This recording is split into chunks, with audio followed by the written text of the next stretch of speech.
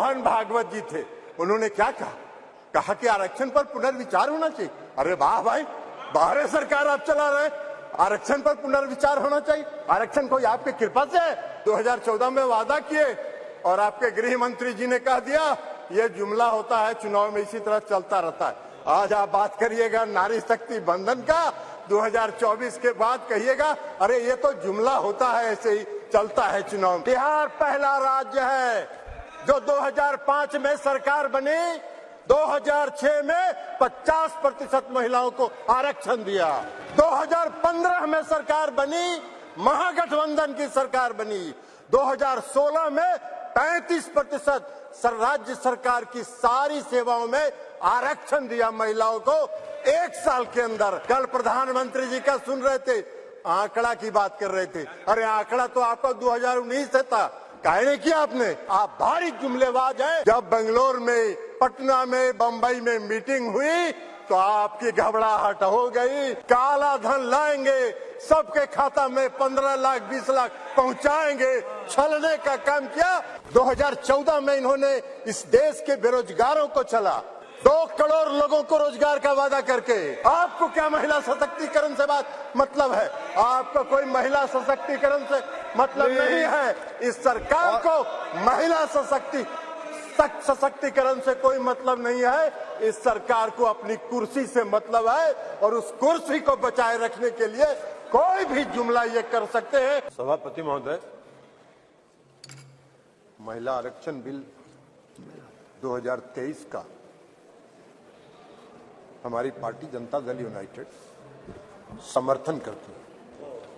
हम समर्थन इसलिए करते हैं कि हमारा विश्वास है महिला सशक्तिकरण में।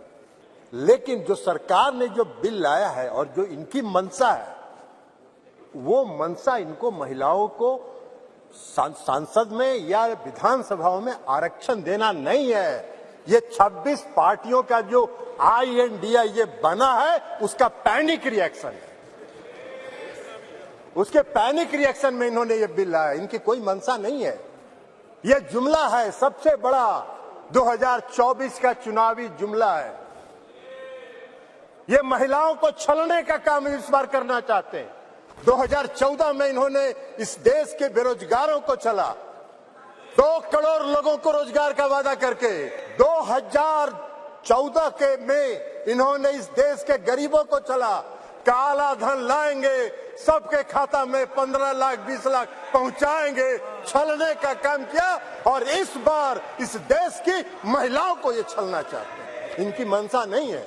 अगर इनकी मंशा होती तो 2021 में इन्होंने जाति आधारित जनगणना प्रारंभ कराया होता।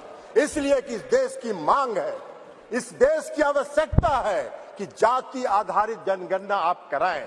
और इस सदन में मांग होती रही, आप नहीं कराए, इसलिए कि आपको कराना नहीं। आप गरीबों को, अति पिछड़ों को प्रति न्याय करने में आपका विश्वास नहीं है, आपका भरोसा नहीं है। और अगर आपने शुरू करा होता, अब तक तो जनगणना खत्म हो गया होता और आज लागू हो गया होता ये महिला आरक्षण बिल। आज इसकी जरूरत नहीं होती, लेकिन आपकी मंशा नहीं है।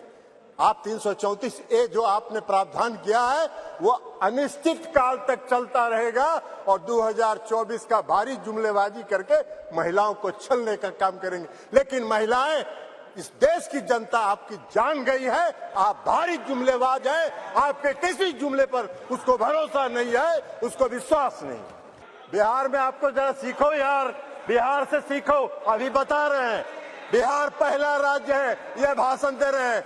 बिहार पहला राज्य है जो 2005 में सरकार बनी, 2006 में 50% महिलाओं को आरक्षण दिया, 2015 में सरकार बनी, महागठबंधन की सरकार बनी, 2016 में 35% राज्य सरकार की सारी सेवाओं में आरक्षण दिया महिलाओं को 1 साल के अंदर। आपकी तरह 4.5 साल इंतजार नहीं करते रहे। कल प्रधानमंत्री जी का सुन रहे थे, आंकड़ा की बात कर रहे थे। अरे आंकड़ा तो आपका 2019 से था, काहे नहीं किया आपने? जब बेंगलोर में, पटना में, बंबई में मीटिंग हुई तो आपकी घबराहट हो गई और उस घबराहट में आप लेके आए 1,30,00,000 ग्रामीण महिलाओं को बिहार की सरकार ने जीविका के माध्यम से सशक्त करने का काम किया है, गरीब महिलाओं को।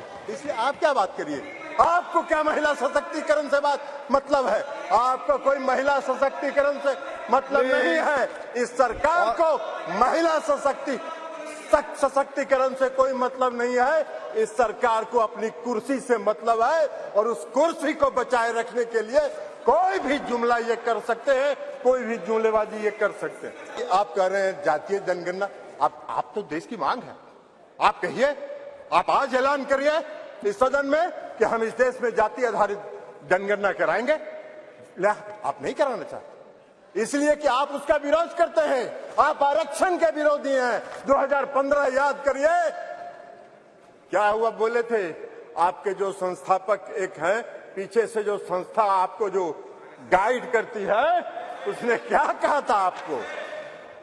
आरएसएस, ये लोग बता रहे हैं आरएसएस, मोहन भागवत जी थे, उन्होंने क्या कहा कि आरक्षण पर पुनर्विचार होना चाहिए। अरे वाह भाई, बाहर सरकार आप चला रहे, आरक्षण पर पुनर्विचार होना चाहिए। आरक्षण कोई आपकी कृपा से है?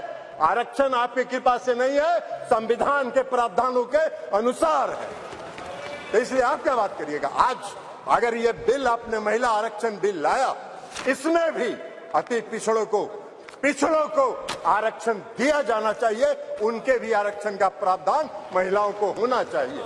हम लोगों ने किया है, हम लोगों ने अति पिछड़ों को 20% का आरक्षण दिया है बिहार में, पंचायती राज व्यवस्था में, नगर निकाय में एकल पद पर दिया है।